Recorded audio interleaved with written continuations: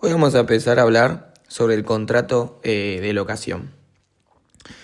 Básicamente hay contrato de locación cuando una parte se obliga a otorgar a otra el uso y goce temporario de una cosa, a cambio del pago de un precio en dinero. Esto es, según el artículo 1187 del Código Civil y Comercial, y a este contrato se le aplica en subsidio lo dispuesto con respecto al consentimiento precio objeto del contrato de compraventa. ¿Qué tipo de locaciones abarca esta definición que nos da el artículo 1187? Recordemos que el Código de Vélez tenía una definición sobre la locación que comprendía la locación de cosas, de servicios y de obra.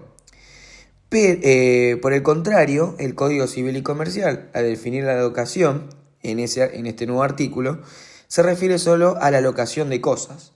Los otros contratos son regulados separadamente bajo la denominación de contratos de obra y de servicio. Luego, las partes de este contrato,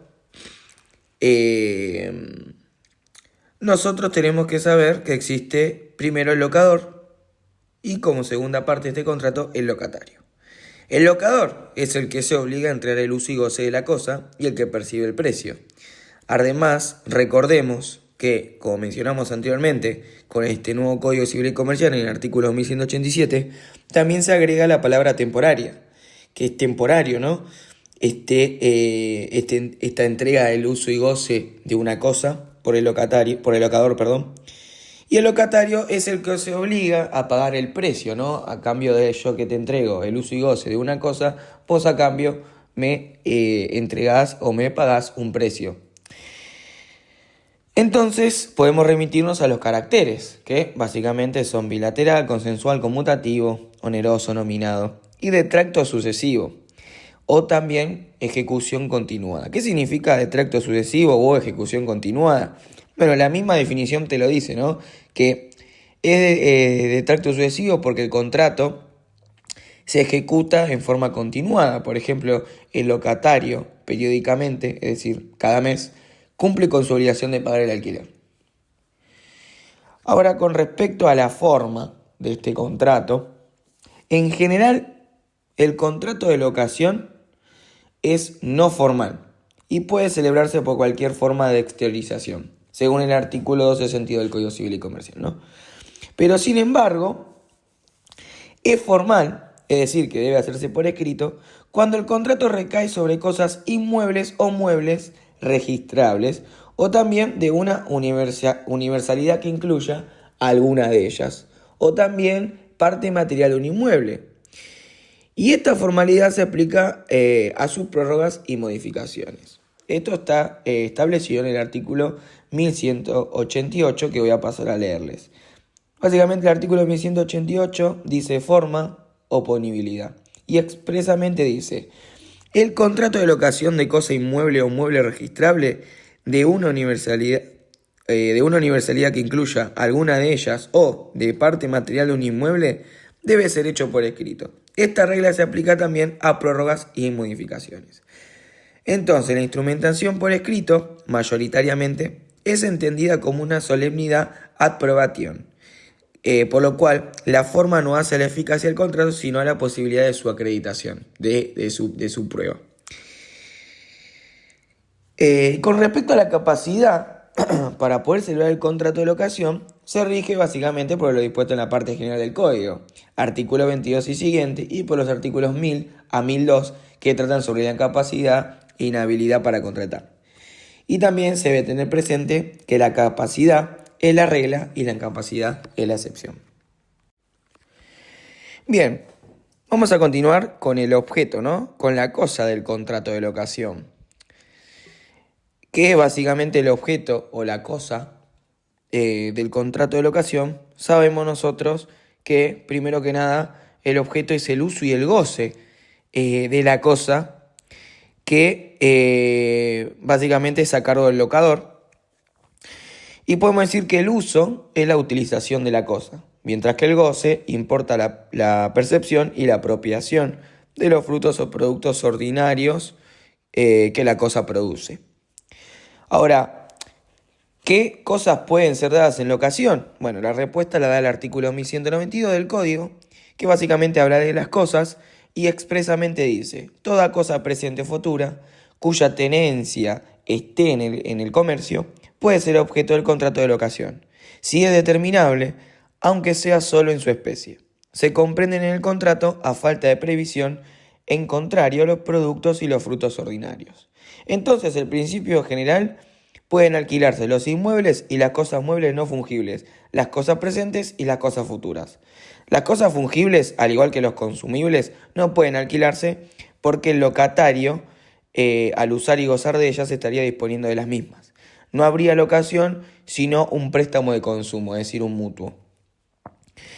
Y las cosas indeterminadas pueden alquilarse si se indica tipo, género o especie de la cosa, por ejemplo, caballo de carrera. Y las cosas futuras también pueden ser dadas en locación, pero el acto está sujeto a la condición de que la cosa llegue a existir, quedando a cargo del locador el riesgo de que la cosa exista en el tiempo y forma convenida.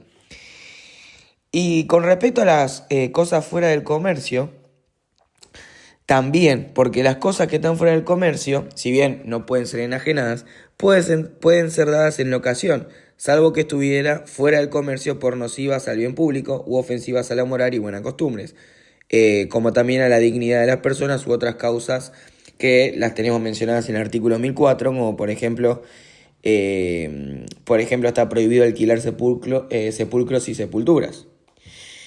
Con respecto a los bienes públicos del Estado, bueno, los contratos sobre dichos bienes, que pueden ser plazas, playas, caminos, se rigen por el derecho administrativo y solo en subsidios se le aplica la norma del Código Civil y Comercial.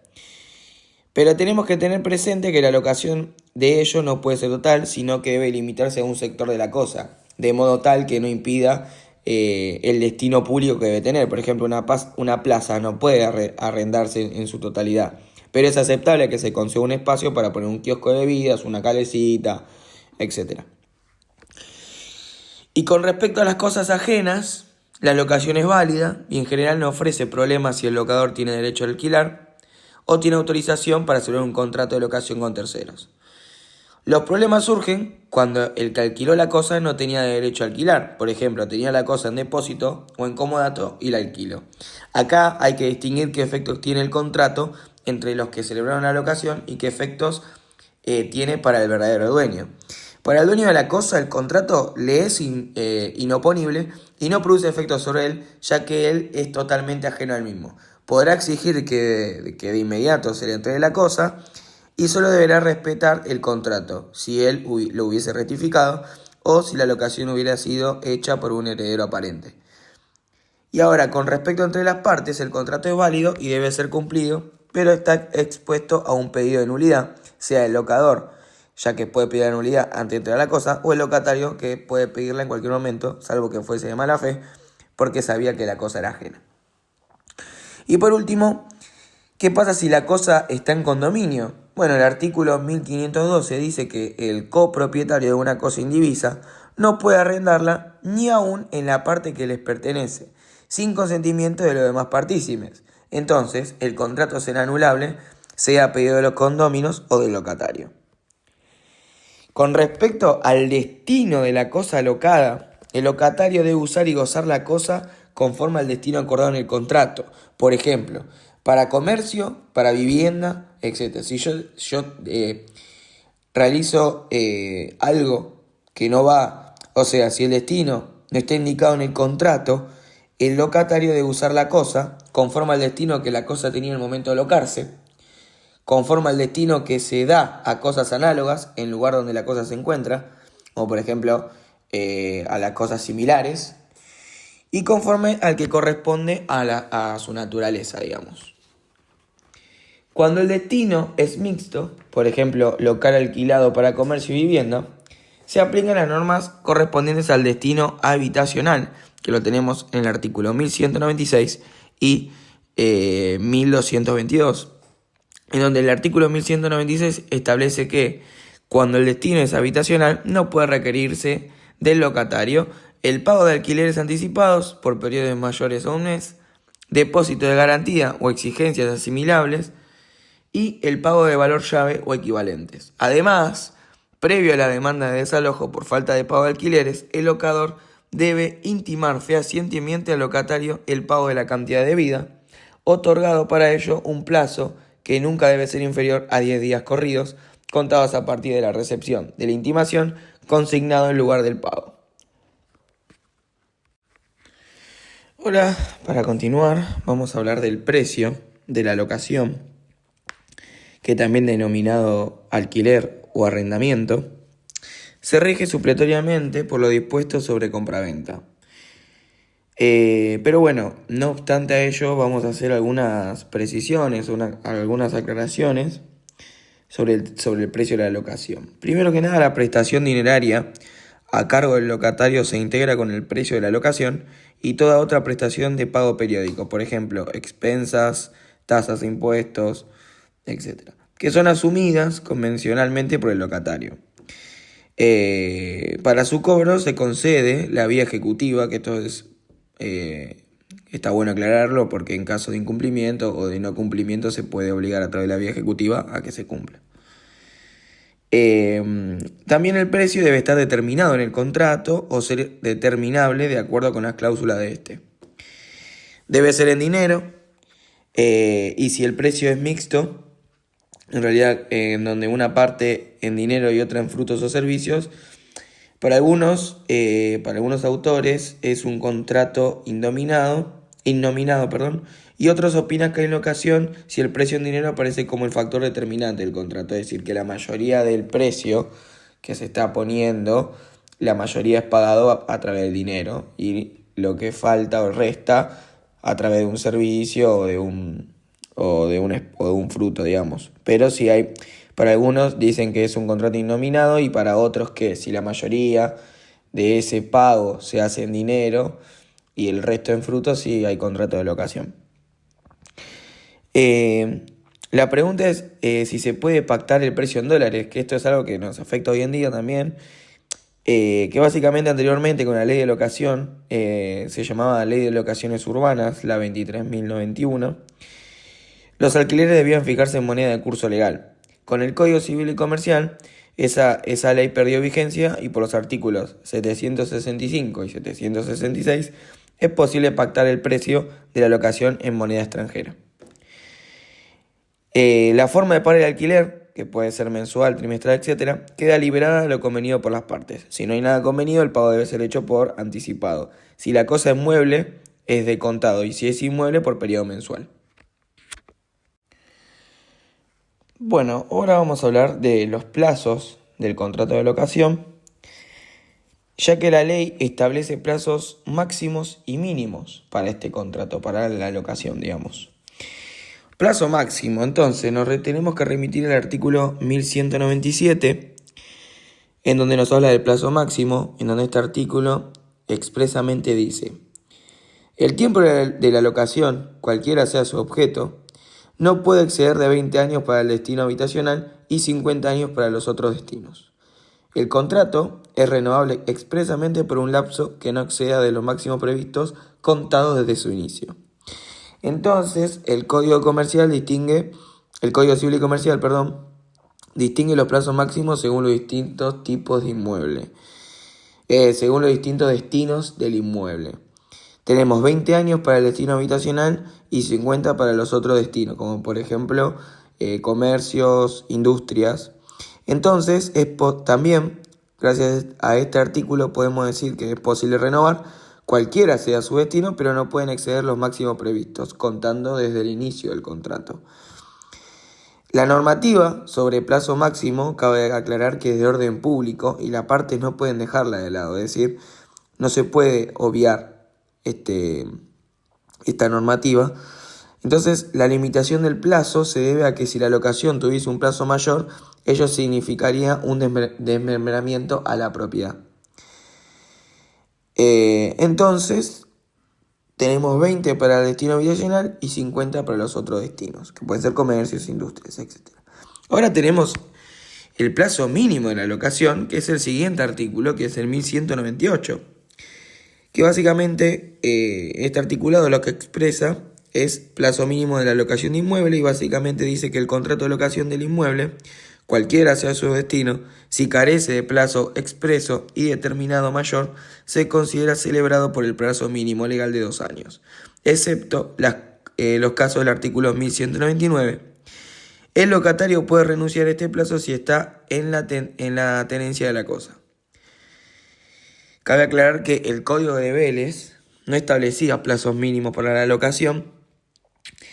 Entonces, la ley 23.091, que habíamos mencionado anteriormente, que era la ley de locaciones urbanas, estableció plazo mínimo de 2 años para locaciones de vivienda y de 3 para los demás destinos.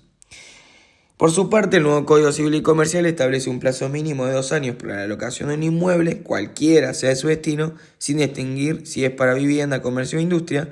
Por ejemplo, ustedes son dueños de un departamento y lo alquilan por 1 año. Entonces su inquilino tiene derecho a considerarlo realizado por 2 años porque ese es el plazo mínimo que fija la ley. Entonces dijimos que la norma es considerada orden público y establecida a favor del locatario. El locatario puede renunciar a este plazo mínimo si está en la tenencia de la cosa. Debe tenerse presente que el artículo 1221 autoriza al locatario de un inmueble a resolver anticipadamente el contrato de locación después de los 6 meses de contrato. Esto debe notificarlo fehacientemente al locador, ¿no? Su decisión, digamos. Si lo resuelve dentro del primer año de locación, deberá indemnizar al locador con la suma equivalente a 1 mes y medio del alquiler. Y si lo hace después del año, la indemnización será de 1 mes de alquiler. Eso es lo que establece el artículo 1221.